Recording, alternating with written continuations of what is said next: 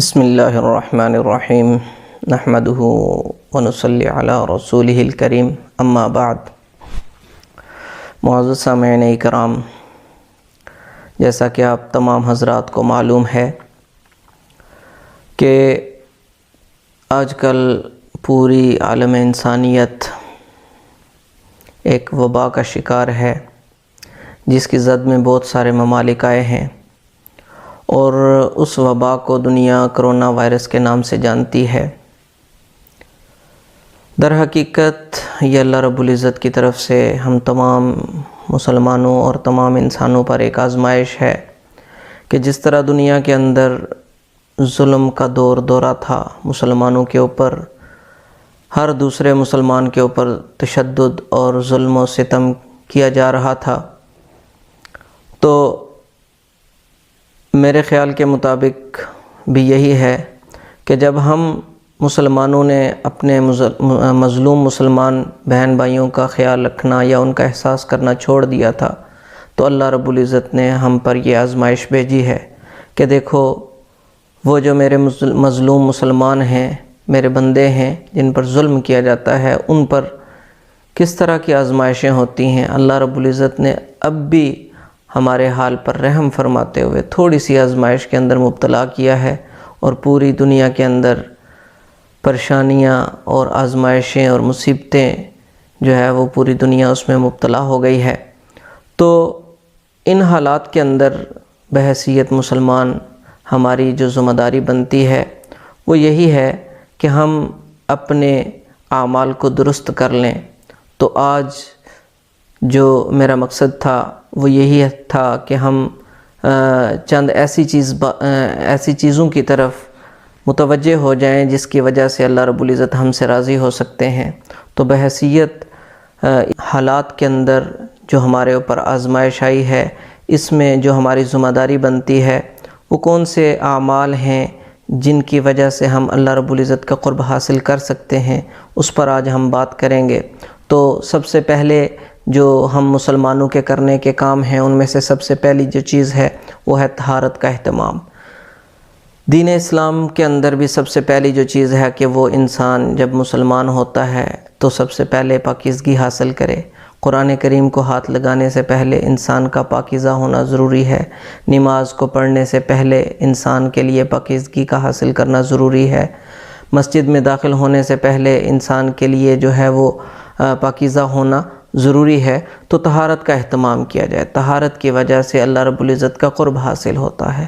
وضو اور غسل یہ ہماری طہارت کا ذریعہ ہیں۔ دانتوں کی صفائی، ناک کی صفائی، اپنے پورے بدن کی صفائی، اور اپنے قرب و جوارح میں یعنی کہ جہاں ہم رہتے ہیں ان چیزوں کے اندر بھی ہم صفائی کا اہتمام رکھیں۔ اپنے برتن، اپنے رہنے کی جگہ، سنت ہے یعنی کہ جب بھی آپ سوئیں تو اپنے بستر کو جھاڑ کے سوئیں۔ جوتے کو پہنتے ہیں تو پہلے دیکھیں، جھاڑیں، جوتے کے اندر کوئی کیڑا وغیرہ یا کوئی نقصان دہ چیز تو نہیں ہے۔ تو یہ سنت چیزیں ہیں جن کو ہم نے اپنانا چھوڑا ہوا ہے۔ یہ 1400 سال پہلے ہمارے پیارے آقا صلی اللہ علیہ وسلم نے ہمیں ان چیزوں کا اہتمام کرنے کا حکم دیا ہے۔ اگر ہم اس موقع کے اندر بھی اپنا لباس صاف ستھرا رکھیں گے، اپنے بدن کو صاف ستھرا رکھیں گے، باہر سے آئیں اپنے ہاتھوں کو دھوئیں، اپنے دانتوں کو صاف کریں، ان چیزوں کا جب ہم اہتمام کریں گے تو اللہ رب العزت ہم سے راضی بھی ہوں گے اور بیماریوں کو بھی ہم سے دور رکھیں گے۔ دوسری جو بات ہے وہ ہے نمازوں کی پابندی۔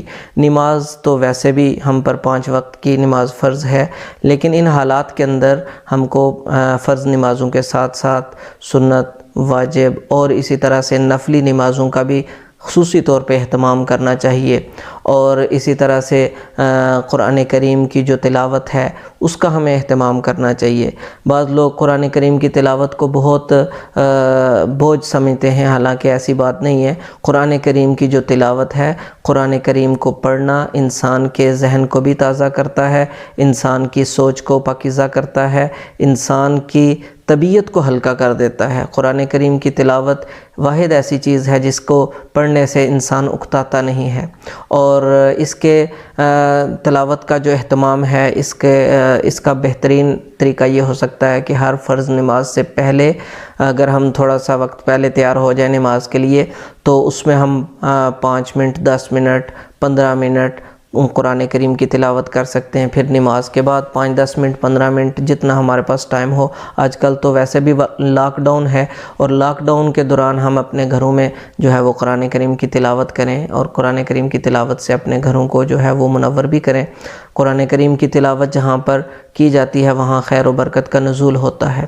اس کے ساتھ ساتھ جو ہے وہ ذکر اللہ کی کثرت کی جائے، کہ ذکر اللہ جو اللہ کا ذکر ہے، اللہ تبارک و تعالیٰ نے خود ارشاد فرمایا قرآن کریم کے اندر، فَاذْكُرُونِي أَذْكُرْكُمْ، کہ تم مجھے یاد کرو میں تمہیں یاد کروں گا۔ تو اللہ رب العزت کا ذکر جو ہے وہ باعث برکت ہے، ایسی آفات کو دور کرنے کا ذریعہ بنتا ہے۔ اللہ رب العزت کا ذکر پہلے کلمے کی صورت میں بھی ہو سکتا ہے، اللہ رب العزت کا ذکر تیسرے کلمے کی صورت میں بھی ہو سکتا ہے۔ اگر کسی کو مطلب کلمات کے اندر کوئی دشواری ہوتی ہے ذکر کرنے کے اندر، تو وہ صرف اور صرف سبحان اللہ، الحمدللہ، اللہ اکبر، لا الہ الا اللہ، لا الہ الا اللہ، اس طرح کے جو ورد ہیں، یا اللہ رب العزت کے اسماء حسنہ جو ہیں ان میں سے کسی ایک اسم کو جو ہے وہ پڑھنا شروع کر دے، تو انسان کسی بھی طریقے سے اپنے رب کا ذکر کرے گا تو یہ اس کے لیے باعث برکت ہے۔ اور اسی طرح سے استغفار کی کثرت، استغفار جو ہے وہ اللہ کے نبی صلی اللہ علیہ وسلم نے بھی ارشاد فرمایا کہ دلوں کے اوپر جو زنگ چڑھ جاتا ہے، یہ جو حالات آئے ہیں یہ ہمارے اعمال کی بدولت آئے ہیں۔ ہم جس طرح کے اعمال کرتے ہیں ویسے ہی ہمارے حالات بنتے ہیں۔ اللہ کے نبی صلی اللہ علیہ وسلم جب معراج شریف پر تشریف لے گئے تھے تو اس وقت بھی جب جبرائیل امین کے ساتھ جا رہے تھے تو دیکھا بعض چیزیں اوپر جا رہی ہیں، بعض چیزیں نیچے آ رہی ہیں، تو پوچھا اے جبرائیل یہ کیا ہے؟ تو جبرائیل امین کہنے لگے کہ یہ جو نیچے سے آ رہے ہیں یہ آپ کی امت کے اعمال آ رہے ہیں، اور جو اوپر سے نیچے جا رہی ہیں یہ اللہ رب العزت کے فیصلے جا رہے ہیں۔ یعنی کہ اللہ کے نبی صلی اللہ علیہ وسلم نے ان حالات کے بارے میں فرمایا اعمالکم عمالکم، تمہارے اعمال تمہارے حکمران ہیں، یعنی کہ جس طرح کے تمہارے اعمال ہوں گے ویسے ہی اللہ رب العزت تمہارے اوپر حکمران جو ہے وہ نافذ کر دیں گے، اور اسی طرح سے جس طرح کے تمہارے اعمال ہوں گے ویسے ہی معاملات تمہارے ساتھ ہوں گے۔ تو آج کل کے جو مشکل حالات ہیں ان کے اندر اپنے رب کے سامنے سر بسجود ہو کر اپنے گناہوں کی معافی بھی مانگنی ہے، اور ہر لمحے اور ہر قدم جب بھی ہم فارغ ہوں تو استغفر اللہ، یہ سب سے کم از کم جو ہے وہ استغفار ہے۔ اس کے علاوہ جو ہے وہ حدیث مبارکہ میں آتا ہے استغفر اللہ الذی لا الہ الا هو الحی القیوم واتوب الیہ، یہ کلمہ جو ہے یہ جو آدمی اپنے سونے سے پہلے اس کلمے کو پڑھ لیتا ہے 3 مرتبہ تو اس کے تمام گناہوں کو معاف کر دیا جاتا ہے، چاہے اس کے گناہ سمندر کی جھاگ کے برابر بھی کیوں نہ ہوں۔ تو ہمیں بھی استغفار کی کثرت کرنی ہے تاکہ ہمارے جو گناہ زیادہ ہو گئے ہیں اللہ رب العزت ہمارے گناہوں کو معاف فرما دے۔ تو استغفار کی کثرت سے انسان مستجاب الدعوات یعنی جس کی دعائیں قبول ہوتی ہیں وہ بھی بن جاتا ہے، اور اسی طرح حدیث میں آیا ہے کہ جو گناہوں سے توبہ کرنے والا ہے وہ ایسا ہے گویا کہ اس نے گناہ کیا ہی نہیں ہے۔ تو اللہ رب العزت سے دعا ہے کہ اللہ رب العزت ہمیں بھی استغفار کرنے کی توفیق عطا فرمائے۔ اس کے بعد جس چیز کا ہم نے اہتمام کرنا ہے وہ ہے درود شریف۔ درود شریف پیارے آقا صلی اللہ علیہ وسلم پر درود و سلام کی صورت میں ہوتا ہے، تو درود یعنی کہ اللہ کے نبی صلی اللہ علیہ وسلم کے لیے ہم نے دعا مانگنی ہے۔ تو یہ ایسا بابرکت عمل ہے جس کی وجہ سے تمام وبائی امراض بھی دور ہو جاتے ہیں۔ میں ایک اپنے اکابرین میں سے ایک حضرت کی بات سن رہا تھا، وہ فرما رہے تھے کہ درود شریف کی کثرت جو ہے یہ گناہوں سے بھی انسان کو مطلب دور کرتی ہے، اور پیارے اللہ رب العزت نے جو وبائیں اگر کسی صورت میں اس طرح کی نازل ہو جاتی ہیں تو درود شریف کی برکت سے وہ وبائیں بھی دور ہو جاتی ہیں، اور پیارے آقا صلی اللہ علیہ وسلم کی دعاؤں میں بھی انسان جو ہے وہ شریک ہو جاتا ہے۔ اور ایک اور جگہ پر ایک حدیث ہے جس کا مفہوم یہ ہے کہ جو آدمی روزانہ 1000 مرتبہ درود شریف پڑھتا ہے تو اللہ رب العزت اس کو مرنے سے پہلے جنت میں اس کا محل دکھا دیتے ہیں کہ تم جنت میں کہاں جا کے رہو گے۔ تو اللہ رب العزت مجھے بھی، آپ کو بھی، ہم سب کو درود شریف کا بھی اہتمام کرنے کی توفیق عطا فرمائے۔ اس کے ساتھ ساتھ جس چیز کا ہم نے اہتمام کرنا ہے وہ ہے صدقہ۔ صدقہ، اس کے بارے میں حدیث مبارکہ کے اندر آتا ہے رد البلا، الصدقات رد البلا، کہ صدقات یا صدقہ جو کرنا ہے اس کی وجہ سے اللہ رب العزت مصیبتوں کو ٹالتا ہے۔ تو صدقے کے لیے ضروری یہ نہیں ہوتا کہ ہم کسی بہت بڑے جانور کا ہی صدقہ دیں، اونٹ کا دیں یا گائے کا دیں یا بکرے کا دیں یا مرغی کے گوشت کا دیں۔ ہر انسان اپنی حیثیت کے مطابق صدقہ کر سکتا ہے۔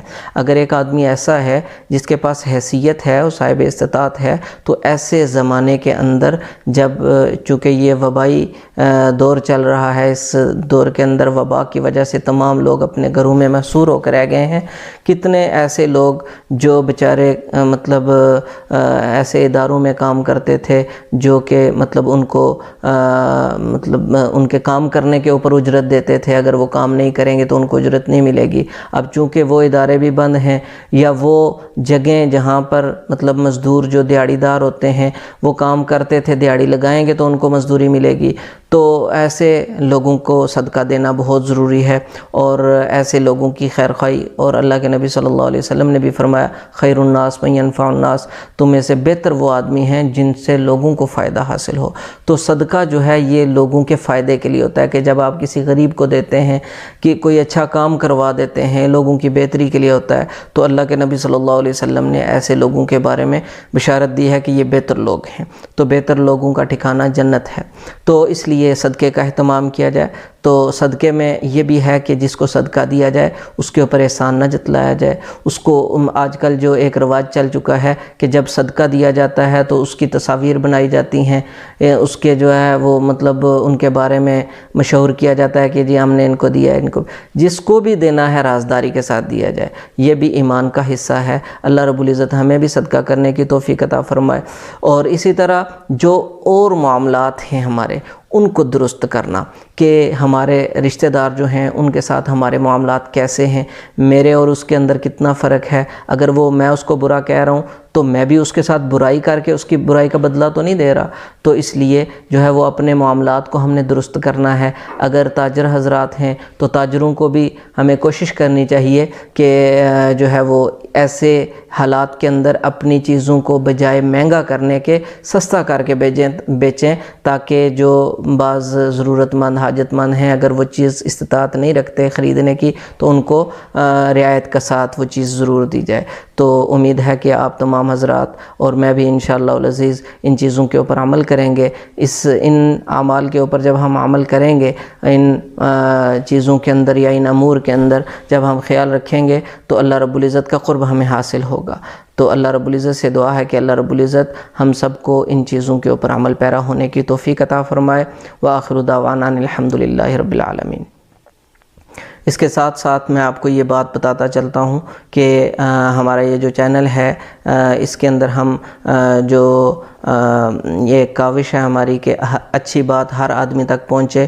اگر آپ کو بھی ہماری یہ بات یا یہ کاوش پسند آئی ہے تو ہماری اس ویڈیو کو ضرور لائک بھی کریں اور اس کو شیئر بھی کریں اور ہمارے چینل کو ضرور سبسکرائب کریں۔